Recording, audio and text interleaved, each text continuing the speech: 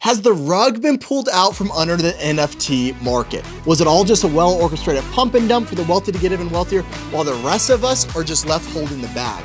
Now, the daily sale of NFTs across all marketplaces have been taking a steep dive.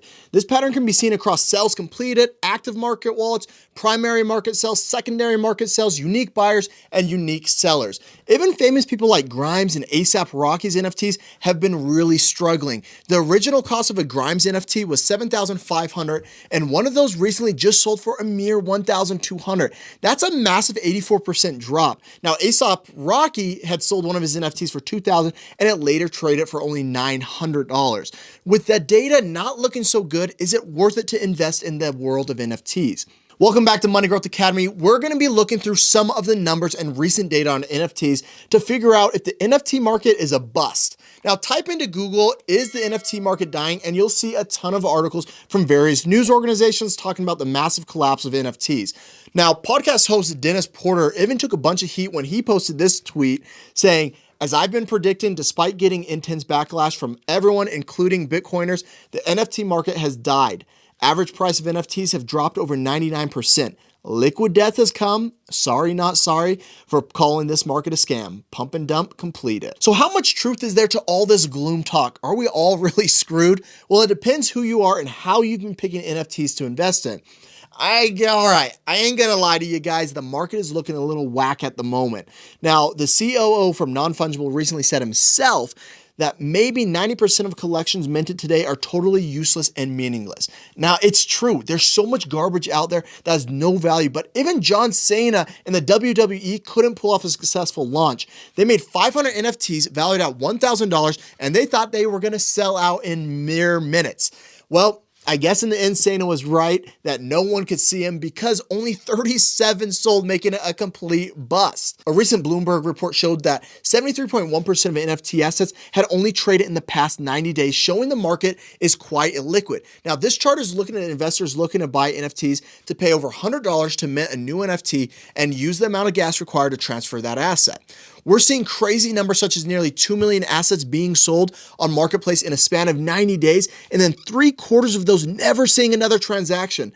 Another sign to watch is that the most actively traded 3% of collections accounted for 97% of all dollar volume. So a tiny amount of NFT collections are creating all the hype and stories of success we've been hearing. Then what about all those stories we're seeing and hearing about people making crazy money in the NFT market? Well, among those, at least 100 transactions, 42% saw their average dollar price drop, while 39% doubled in value or more. So it's good to be a little skeptical of what you hear without the proof to back it up. So be very cautious about any guru out there on social media wanting you to take their special NFT class. We're going to be bringing onto the channel some people out there who are absolutely killing it in the NFT game and who actually have the proof to back it up. So make sure that you guys slam the like button if you haven't already, because I'm going to personally be walking you through an entire video on what red flags to look out for when you're purchasing an NFT.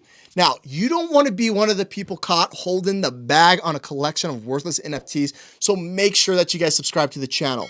And down in the comments below, let me know what collections you guys have got your eyes on that you want me to check out and run through my criteria of purchasing an NFT. Now, in another video, I'll also be walking you through an NFT buying strategy. Buying NFTs is very different from other speculative fads that have come and gone because, well, anyone can mint an NFT, and what the market decides is valuable, as you guys have seen, is sometimes crazy. I mean, it can be super off the wall factors that to a normal investor don't make any sense. Now, the NFT market hype may be dead for those who don't know what they're doing, but for those that are embedded in the Discord, Reddit, and Telegram groups and know what signals to look for in those groups, there's a lot of opportunity still for success. Here's a quick look at 9 high-profile collections that have soared to the moon for those that were listening and knew what signals to look for in the beginning. And I gotta say, they've done pretty well for themselves. Look at the way Bored Ape Yacht Club has grown, or even the explosive recent growth of Loot for Adventurers. It's about being in the right circles at the right time and paying attention to the right information so you can get a collection before the big whales get in and scoop everything up.